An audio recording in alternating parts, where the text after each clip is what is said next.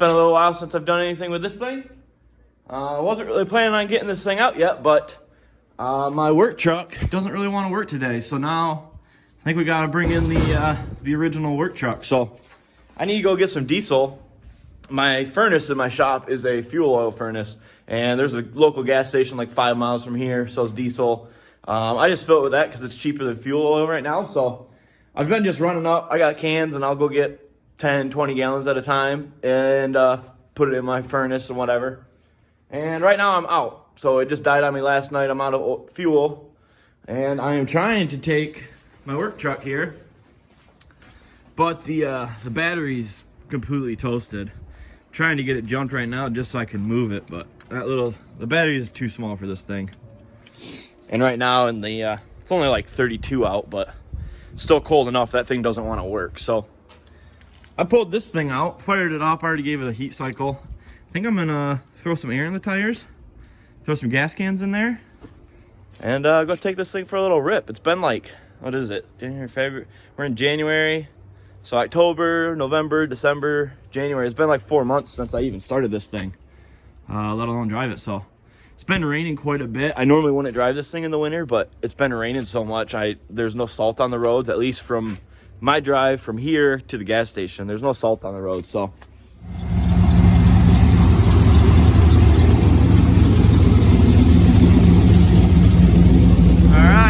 Loaded up, got my cans ready to go for a rip.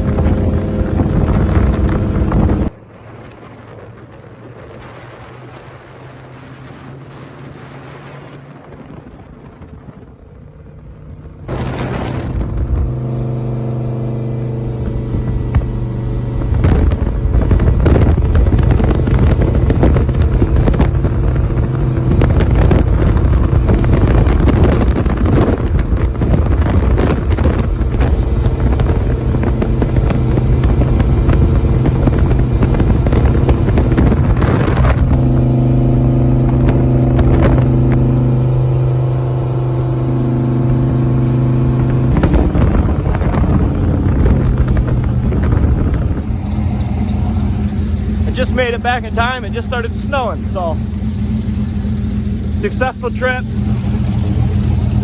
I got 15 gallons of diesel to put in my heater so I can get back working in the shop. But man, I'm pumped up for another season. This thing is anytime you get this out, just driving this thing on the street, open it up a little bit, hearing that 4.8 rip a little bit, man, it gets me pumped up for another season.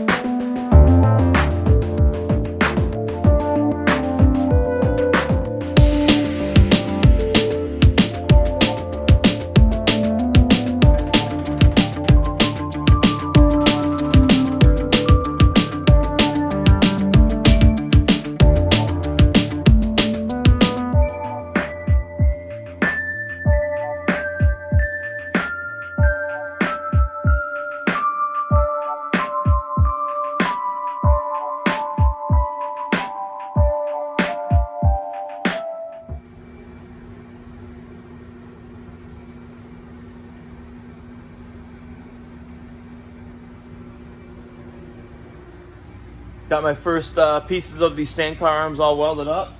just the straight portions. These are for the uppers, these are for the lowers. If you tell, this is the upper arm. So it's gonna be that portion there, are those two. And then that arm there is these ones. So 2 different sizes of tubing. The uppers are some 1¼ inch DOM, and the lowers are some 1.5 inch DOM. These, I believe, are 90 thou wall. They feel a little light. I'm using some 120 wall, but kind of the point is to make these a little bit stronger, so we don't have this issue again. I think I showed it in the last video, but I'll show it again. Actually, this is the good arm. So this one is not bent. The other set here, this set is what's bent.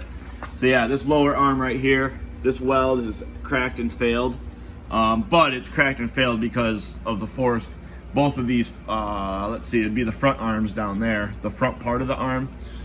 Both of those are bent and bowed in, so that's why that weld was cracked. So I've stepped them up to 120 wall. That's what he got going here, but I've got these all welded up, and I've been at the point, been borrowing a buddy's bender to do any bending I've needed for a long time, and I really needed to get my own. So I had ordered one, was waiting on it, and then got kind of notified it was going to be about 4 more weeks till I got it because they were behind on manufacturing. So wasn't really ideal for what I wanted. Really wanted to get these wrapped up sooner than that. So I got on the old marketplace and I went and found this thing. So it was about a 3-hour drive away, but it was half the cost of a brand new one, and I got it right now. So it also came with a box of 5 dies total. So got more dies than what I was planning. I had ordered the 2 dies I needed with that, but nonetheless found this, and now I can get going on these sand car arms again and get them wrapped up like I wanted. So I made a test piece with this. This is a manual. I'll put a ram on here and a arrow over hydraulic unit eventually and make this a hydraulic bender. But I'm not going to do that right now. I need to just get 4 bends done and then I'm done with it. But when I was testing it,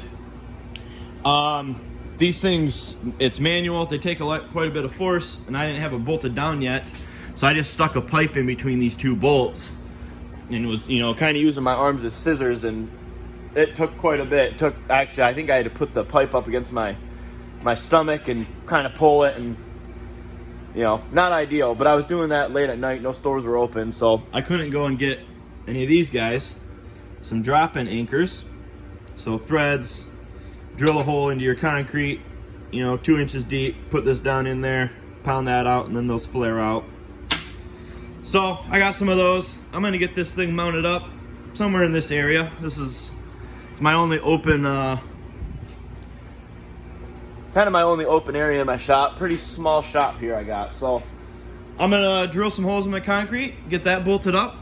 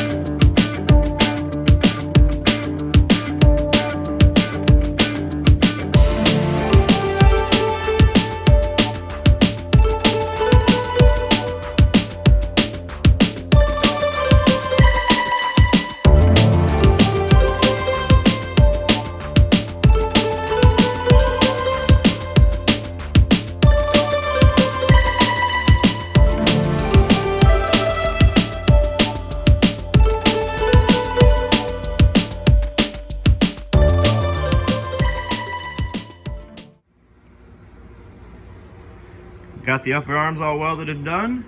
That's that arm right there. So one for each side. These are exact copies of each other just because of yeah, not much going on. No shock mounting, no tabs on them, so they're exact copies. So they'll work on either side. So got those ones done. These ones are obviously a little bit easier than the lowers. So now that I got those done, gonna get started on these ones. So I've already got that tube made. Now that I've got the bender, I need to switch my dies out, bend up that piece of tube, and then once I get the tube portions made up, I need to start working on shock mounts and some plating reinforcement. So this is the single coil over, and I'm going to be adding a second pocket for a bypass. So I'm actually going to be moving this a little bit over and making room. So that is kind of where we're at.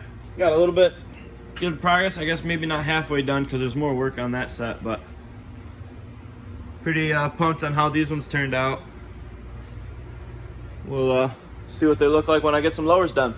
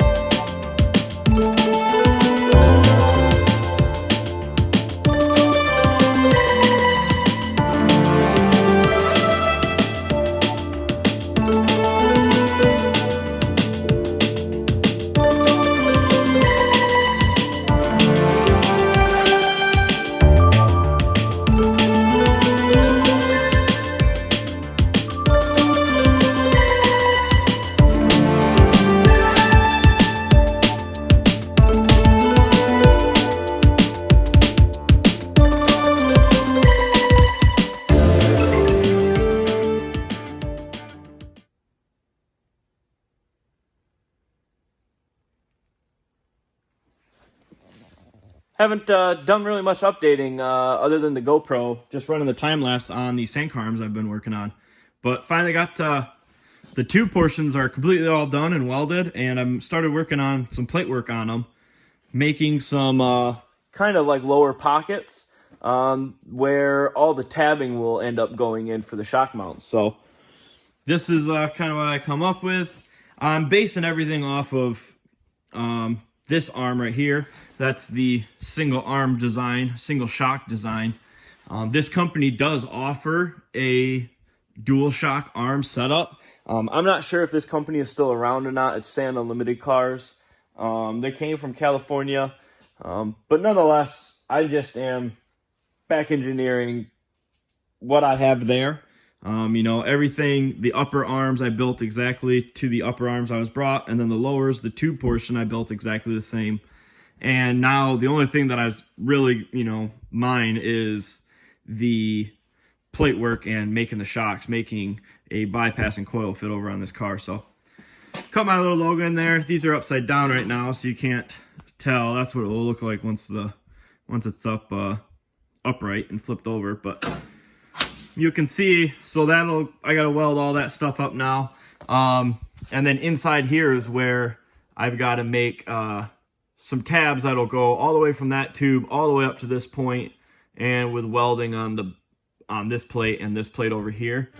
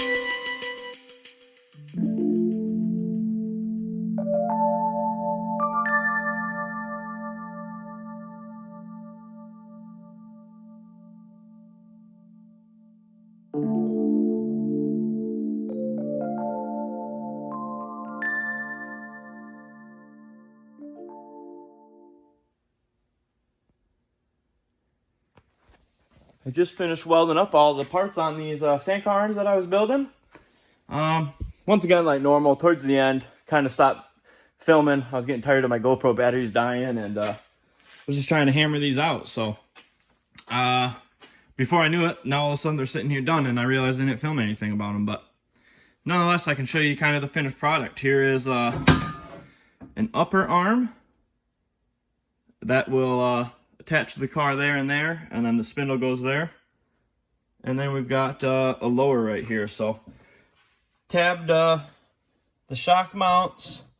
Did let's see if I can get this up there. Okay, there we go. So with these, I wanted to be able to still use a single bolt on a single shock. A lot of times these are designed with one bolt all the way through. And I don't know, if you're ever trying to just take like your bypass out or something, it don't work too great. So I don't know, let's cut a little pocket in these. You can let's see, we got a little bolt here. You can come in from the side. Oh, I'm not even showing. You can come in from the side with your bolt, you know, to put your shocks in like that. Get your wrenches in there, get your fingers in there. So pretty slick.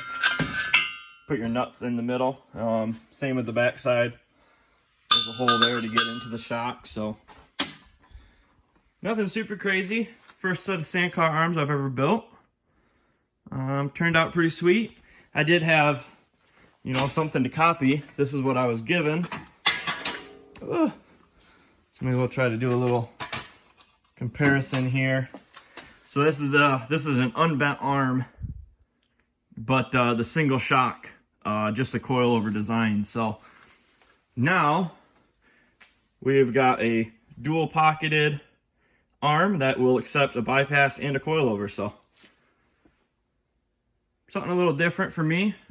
Normally dealing with the beam trucks and just trucks in general, so sandcar stuff isn't something I do too often, but pretty fun little jump away from the truck projects, and yeah, should be cool to get another opportunity to tune the suspension in on this car once this car gets these front arms and the bypasses added.